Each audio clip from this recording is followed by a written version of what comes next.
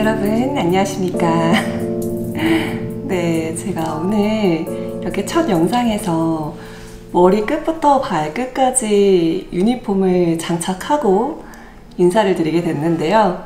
그 이유는 오늘 제가 하고자 하는 이야기들이 이렇게 제가 좀 유니폼을 갖춰 입고 이야기를 하면 좀 더 전달력이 좋을 것 같아서 저는 12년 동안 다닌 대한항공을 퇴사를 했어요. 일단 제가 퇴사하게 된 이유를 간단하게 말씀드리면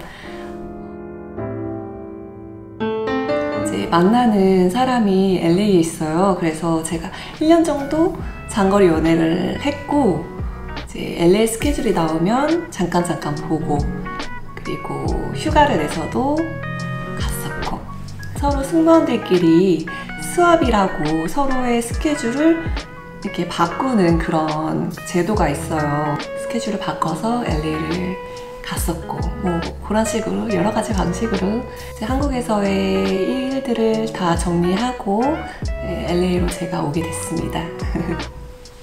근데 당연히 쉽지 않았어요. 쉽지 않았고 정말 많이 고민하고 많이 심도 있게 깊이 고민했었어요. 그래서 쉽지 않은 결정이었습니다. 근데 뭐 어쩌겠어요.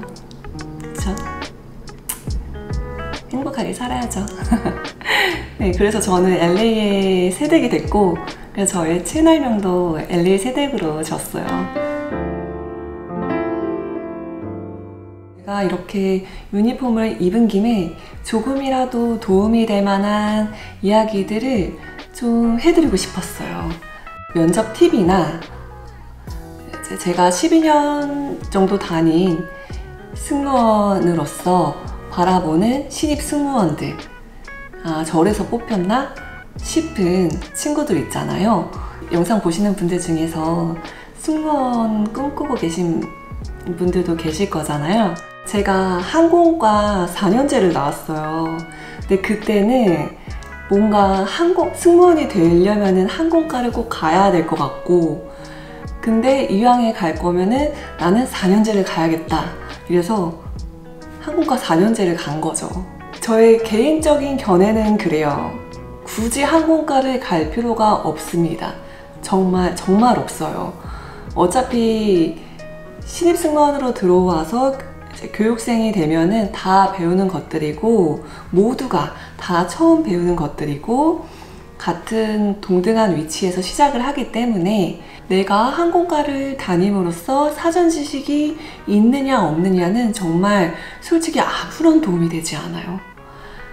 대한항공만 그런가요? 그러니까 대부분의 항공사들이 위계질서가 정말 탁탁탁탁탁 잡혀 있어요. 근데 생각을 해보면은 그러한 분위기랑 환경들이 어느 정도 몸에 배고 익숙해져서 초반에 항공사 이제 실전으로 들어갔을 때 그런 분위기들을 좀 잘 적응을 그나마 했었던 것 같아요. 바야흐로 2011년 비염이 진짜 되게 심하거든요. 환절기 비염이 정말 심해요. 근데 9월이잖아요. 환절기란 말이죠. 네, 코가 엄청나게 고장이 났던 시절이었어요. 첫 실무 면접이 잡혔죠. 이제 아침에 딱 일어났는데 좀 코가 맹맹하니 목이 좀 칼칼하니 좀 그러긴 했어요. 면접에 딱 들어갔죠. 제가 5번째였나 그랬을 거예요. 그때 전연차라고 이제 다음 카페가 있어요. 전직, 현직, 차기 승무원들을 위한 전연차 카페.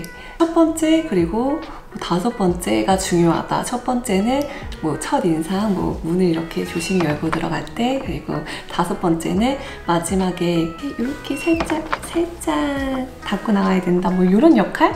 그랬던 것 같아요. 이렇게 배운 대로 닫고 들어갔죠. 들어가서 이제 질문이 첫 월급을 받으면 가장 먼저 무얼 하고 싶느냐 였어요. 네, 저는 제 친언니가 지금 저희 핸드폰 비용을 내주고 있습니다. 그래서 저는 첫 월급을 받으면 꼭 제 핸드폰 비용을 제 월급으로 내고 싶습니다. 이거였어요. 왜 이렇게 대답을 이렇게 못하지? 아무튼 이런 내용의 대답이었어요. 근데 비염이었잖아요. 환절기였잖아요. 대답을 막 네, 저는 제 핸드폰 비용을 하면서 환절기니까 이제 막 비염 막 이렇게 막 그래서 목소리가 나간 거예요. 그래서 순간적으로 제가 고개 돌리면서 죄송합니다 했어요. 근데 그 죄송합니다에서 끝나지 않았죠. 죄송합니다. 감기 조심하십시오. 한 거예요. 그 면접관 분들이 막 웃으셨어요. 그러면서 이제 분위기가 좀 풀렸고 2차 면접은 무난무난했어요. 잘 기억이 안 나는 걸 보니까 갑자기 예고도 없었던 면접이 어떠한 공지도 없이 딱 생겨버린 거죠. 다음 면접 일정은 이렇게 나오는 거예요. 그래서 완전 멘붕. 전연차 카페를 들어갔더니 다 난리가 난 거예요. 이게 무슨 일이냐, 뭐 어쩌고. 첫 번째 실무 면접, 두 번째 임원 면접, 세 번째 최종 면접. 이래서 모두가 붙어서 이제 수영 테스트를 같이 했어야 되는 분들인데 다시 면접을 보게 되는 상황이 온 거죠. 질문이 그 면접 자기소개서 있잖아요. 거기에 제가 취미란에다가 재밌는 이야기 해주기 라고 썼었어요. 제가 면접에서 혹여나 면접관님이 그거를 보고 저한테 질문을 던지지 않을까, 개인 질문을. 그럼 한번 해보세요. 이렇게 된 거죠. 그래서 네, 해보겠습니다. 초등학교 교실이었고 미술 시간이었습니다. 한 학생이 흰색 도화지에 크레파스로 검정색으로 그냥 흰색 도화지를 가득 칠하고 있었습니다. 그래서 지나가던 선생님이 누구누가 너는 도대체 이거 뭘 그리고 있는 거니? 라고 물었더니 그 학생 말, 선생님 저는 설날에 떡국에 넣어 먹을 김을 그렸습니다 하면서 찢었어요. 이게 뭐예요? 순간 0.1초 분위기가 싸해졌어요. 그래서 제가 그 분위기가 너무 민망해서 혼자 웃었어. 그랬더니 다 따라. 그래서 여기서 말하는 저의 요는 각기 다른 사람들이잖아요.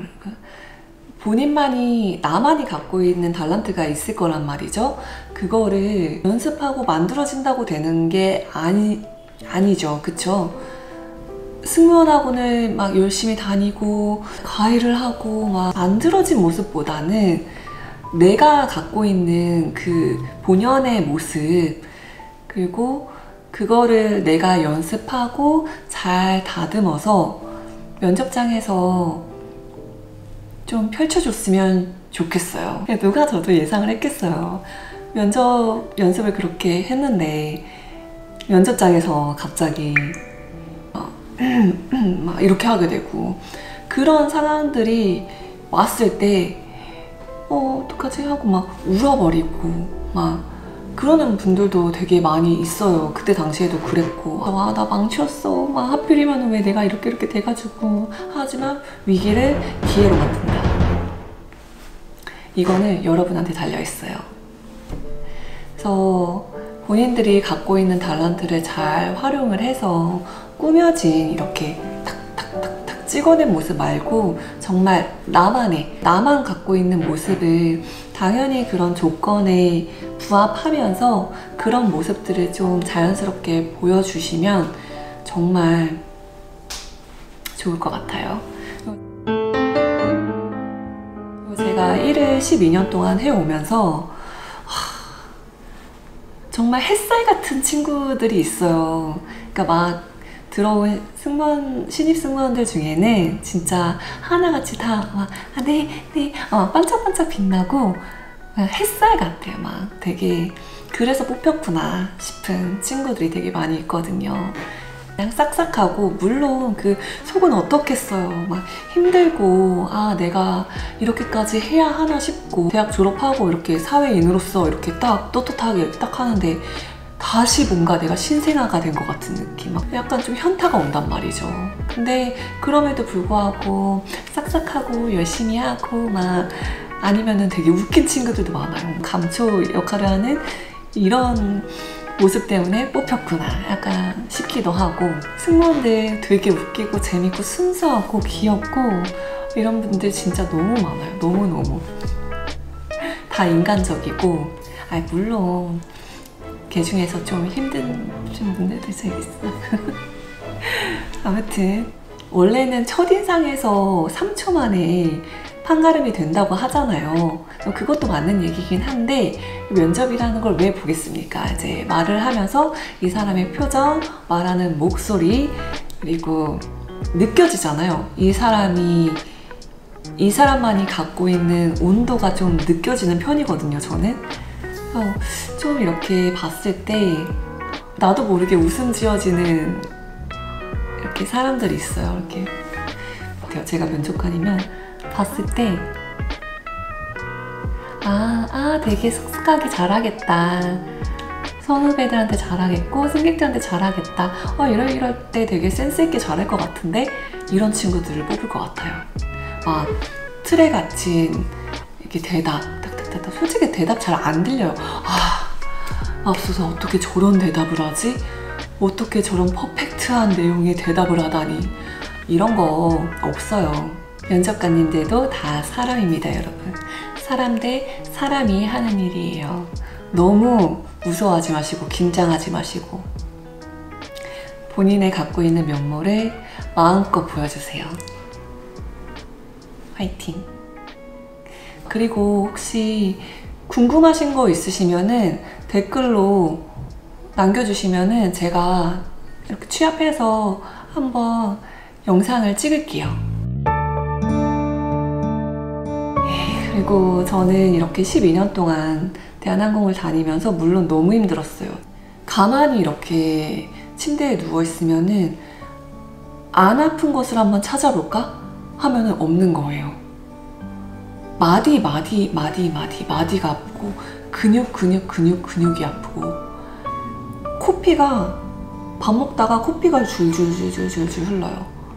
그랬던 적도 너무 많고, 간지러서 피부를 막 긁어요. 여기저기 긁으면은 모기 물린 듯이 볼록볼록 올라와요. 근데 그게 피부 묘기증이라고 하더라고요. 면역력이 약해지거나 스트레스를 많이 받으면은 그런 증상이 생긴다고 해요. 그런 것들도 생기고, 초반에는 나한테도 낮이 있고 아침이 있고 밤이 있었으면 좋겠다, 내가 사랑하는 사람들이 있는 곳에서의 일상을 나도 누리고 싶다, 좀 이런 생각을 되게 많이 했었어요. 특히 아침에 퇴근을 할 때 이제 리무진이나 공항철도를 타고 횡단보도를 건널 때 막 샴푸 냄새가 막 나요. 다른 분들한테서. 그분들은 이제 다 출근을 하시는 분들이잖아요. 이렇게 저만 반대로 가고 있는 기분이 드는 거예요. 그런 것들이 좀 힘들었었고, 일하면서도 힘든 거 많았죠. 근데 일이잖아요. 그런 것들은 점차 연차가 쌓여가면서 극복이 되는 것들도 있었고, 연차가 쌓여가면서 좀 더 무게감이, 책임감이 쌓아져 가는 것들도 있었는데, 그거는 어느 회사나 다 마찬가지라고 생각을 해요. 제가 대한항공을 다니면서 잃었던 것보다는 얻은 게 정말 많기 때문에 12년 동안 정말 박세게 생활했었거든요. 그 생활들이 지금의 저를 만들어준 것 같습니다. 이렇게 다 부딪혀가면서 정말 돈 주고 못 사는 것들이잖아요. 그 모든 것들이 차곡차곡 제 안에 쌓여서 지금의 저를 만들어준 것 같습니다. 그래서 힘들기도 했지만 정말 많이 배워가고, 지금도 이 순간에도 퇴사를 고민하거나 인생에서의 되게 중요한 일을 고민하고 계시거나 승무원을 꿈꾸고 계시거나, 모든 사회초년생 여러분들, 그리고 퇴사를 하신 여러분들, 내 인생은 나만의 거잖아요. 너의 인생은 너의 선택만이 정답이다. 모두 모두 화이팅 하시기 바랍니다. 네, 제가 오늘 정말 무슨 이야기를 했는지 모르겠어요. 어렵네요. 네, 저는 이제 LA 세대그로서 LA에서의 삶을 개척해 나가는 과정을 영상에 담아볼 예정입니다. 많이 많이 보러 와주시고요. 오늘 영상은 여기까지입니다.